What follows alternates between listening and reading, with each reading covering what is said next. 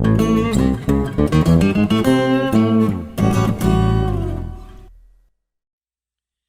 evening. Today is Wednesday, April 3rd, 2013, and you're watching the Jessa Channel on YouTube.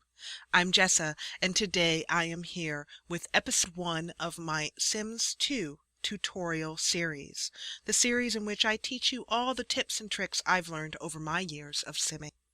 First up is a trick that will help you with loading the game. If you've ever had problems with loading your game and have gone to a Sims 2 forum to ask for help, you've probably had someone tell you to delete your cache files. Those files are here in your My Documents, EA Games, The Sims 2 folder. This is the same folder where your downloads folder is, your neighborhoods are, your terrains are, your photos are, your config files, those sort of things. Down here at the bottom, you'll see 2 files, Groups.Cache file and Accessory.Cache file. The Groups.Cache file is the file I am particularly interested in showing you about today. If this file corrupts, you won't be able to start your game, and what will happen, and some of you may have had this happen to you, you will see a little box with a red arrow in it and nothing but an OK. It doesn't give you any information and can scare the heck out of you the first time it happens.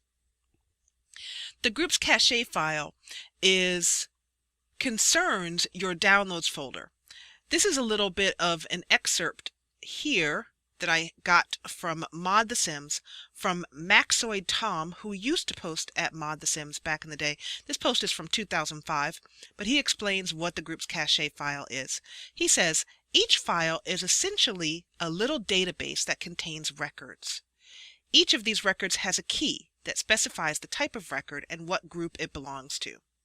When the game starts up, it looks into each file and determines what group each one contains, so that finding a file by a specific group, something that is done quite often, can be done quickly, and that's the important thing to be aware of. The Groups.Cache file was originally designed to make the loading of your game quicker.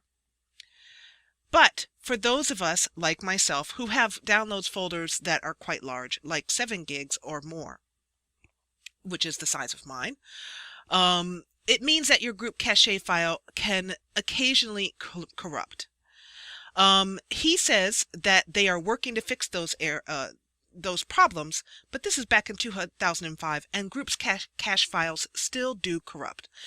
He does say something very important here. He says, the Groups.Cache file will rebuild itself when necessary, so I wouldn't worry about deleting it.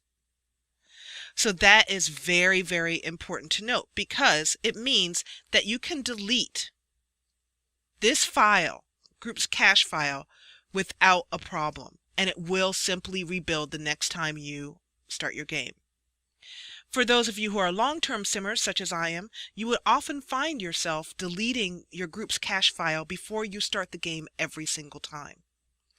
This is the tip for those of you who are doing that, or for those of you who simply want to skip ever having a problem with this file again, and make it simply uncorruptible. What you need to do is right-click on the file and click Open With, and choose Notepad.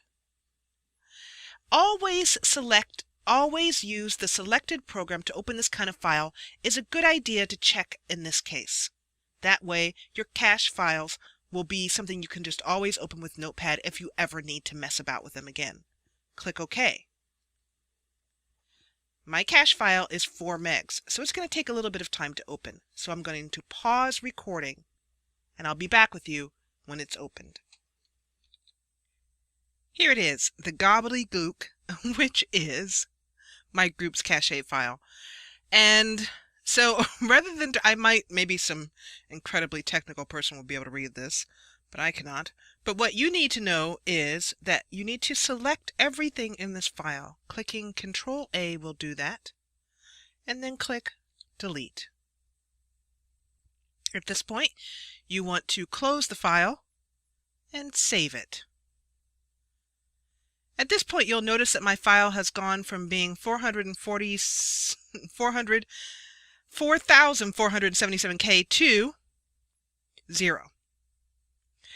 The next step is to right-click on the file, click Properties, and then make the file, and this is very important, read only. This means that for intensive purposes where it concerns the game can see the file there. The game will not be able to add to the file or delete the file. And my personal testing only has been that this has sped up a little bit the loading of my game. But the most important thing to know about this is that it keeps this file from ever being able to corrupt again. You don't have to worry about deleting it each time you go into the game. You don't have to worry about the game corrupting it. As far as I have seen in my tests, this file will remain at 0 and remain uncorruptible. And therefore, you will no longer have to worry about getting this ever again when you go to load your game. So this is tip number 1. I hope you enjoyed it. Please leave some comments below if you have questions on how this technique works. I want to thank the folks at Plum Bob Keep, particularly Boiling Oil, who I learned this tip from years ago and have been using it ever since. So I really appreciate that tip. I will put any notes I need to into the description box below. Otherwise, try it out and let me know. Did it improve the speed of your game?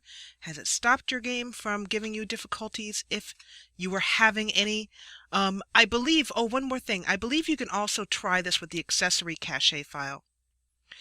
But the cache file that tends to corrupt the most, particularly for people like myself who download quite a lot, is the Groups.Cache file. So I've not messed with the accessory cache file, except to delete it in the few times that I have had problems. So you can also try this out with that accessory cache file and let me know how it works. I'll be back in the next episode with more tips and tricks for keeping your Sims 2 game running smoothly. Thanks for watching. Have a great night. Get every new Jessa Channel video right in your email inbox. Subscribe, then from your YouTube homepage, click Manage Subscriptions, then check Email with new uploads.